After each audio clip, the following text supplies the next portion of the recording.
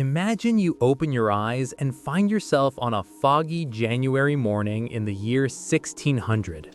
The air is dense, carrying the smell of burning wood, fresh fish from the Thames, and something Londoners no longer notice: the odor of a city where sewer pipes don't exist and thousands lived crammed into narrow, winding streets. You're in London, and this is a city few would recognize today. Get ready, because I'm going to take you exactly to that place. The first thing that catches your attention is the sound. No car engines, no horns, no modern transportation.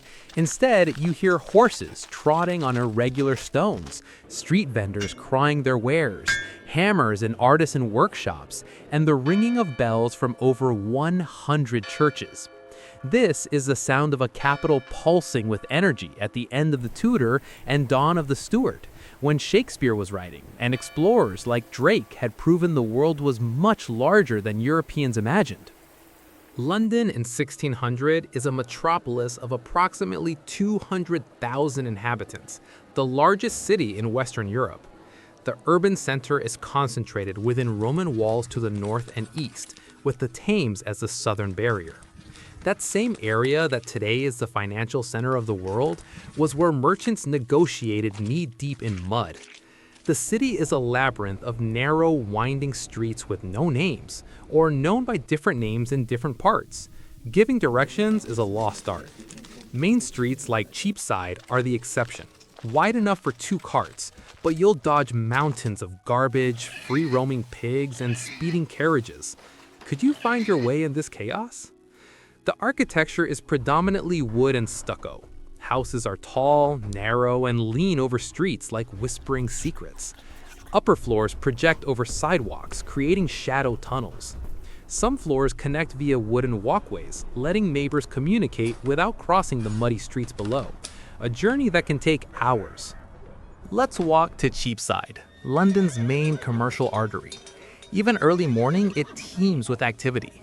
Here you find goldsmiths working with gold from the Americas, silk merchants with goods from Venice, booksellers selling works that challenge established thinking, coins being counted, heated bargaining, apprentices shouting, a chaotic symphony mixed with dozens of languages. London has always been a melting pot of cultures. The market is a spectacle of colors and aromas. Fishwives balance herring baskets on their heads with incredible skill. Butchers hang carcasses while blood drips into central gutters. Fruits and vegetables fill colorful stalls. But watch your step. The ground is mud, food scraps, and worse. Londoners wear vibrant scarlets, sunny yellows, deep blues, not just the dark tones of paintings. Fashion was expression. You notice the absence of women in visible positions of power. Society is patriarchal, but women have their own spaces. Merchants' wives manage businesses, and women work as weavers, embroiderers, midwives, tavern owners. Queen Elizabeth I died only 7 years ago, and her influence echoes in women who refuse to accept the kitchen as their only place. If you love the arts, the most exciting place is Southwark, across the Thames. Outside the city limits, which prohibit theaters as immoral, rise the Globe, the Swan, the Fortune, the Hope. The Globe, built in 1599, is where William Shakespeare's plays are regularly presented. This man is writing stories that will be told for centuries. Entering the Globe challenges your senses. It's circular, wood and thatch, with 3 levels surrounding a central courtyard. Groundlings, the poorest spectators, stand in the pit.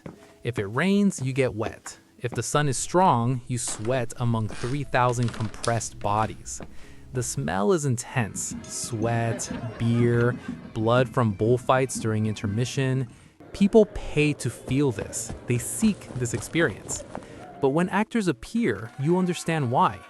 All men, since women are forbidden on stage, they wear elaborate costumes and perform plays of love, betrayal, murder with rare depth.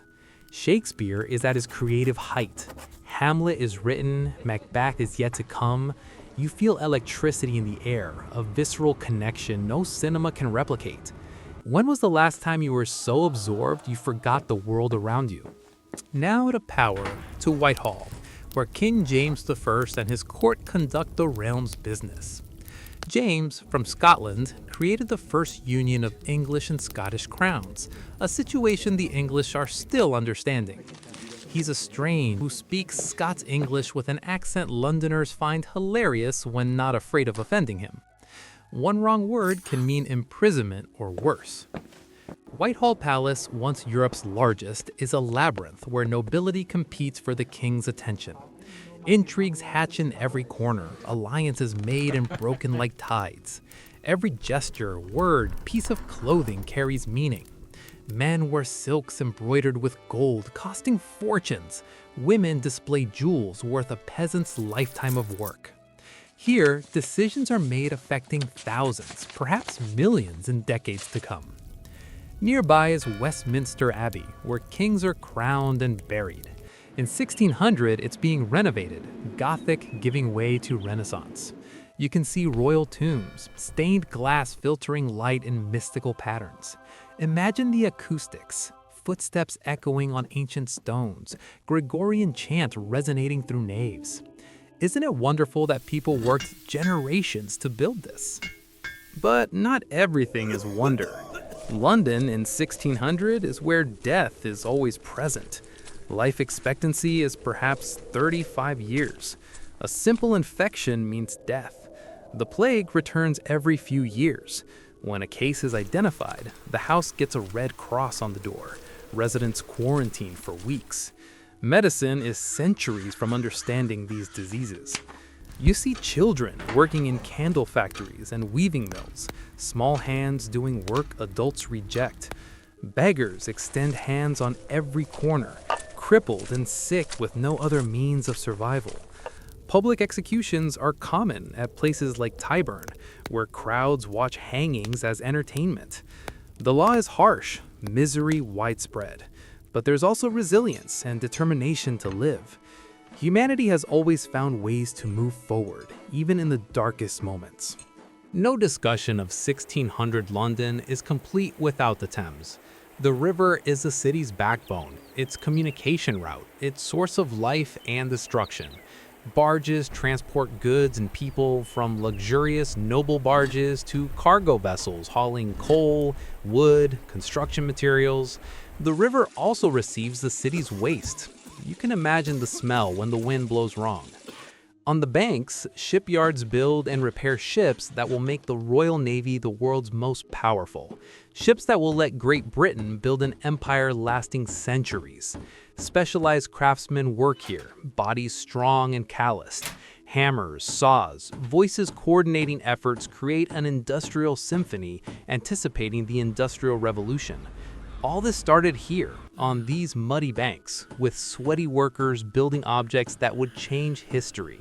Now imagine the London you know, a metropolis where past and present coexist fascinatingly.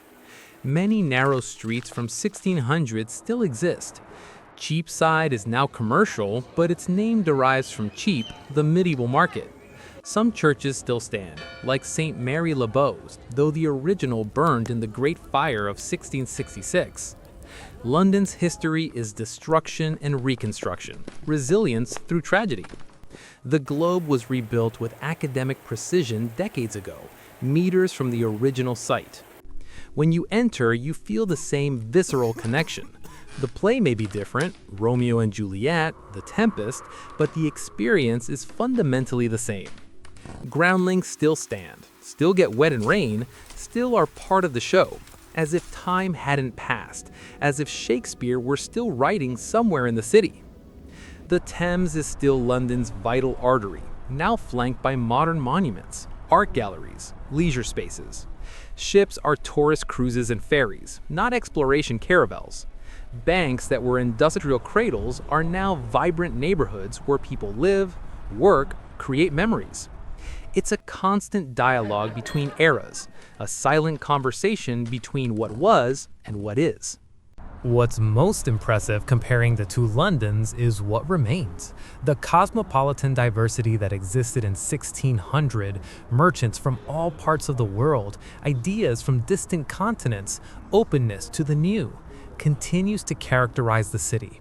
The spirit of innovation and opportunity that attracted Shakespeare still attracts artists, entrepreneurs, dreamers from around the world.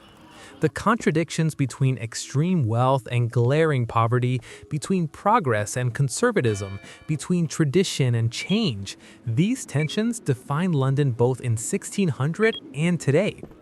The city you visited that foggy morning in 1600 was imperfect, smelled bad, was often brutal and unequivocally different from modern London, but it was also vibrant, alive, full of people who loved and hated, who dreamed and suffered, who built something lasting centuries.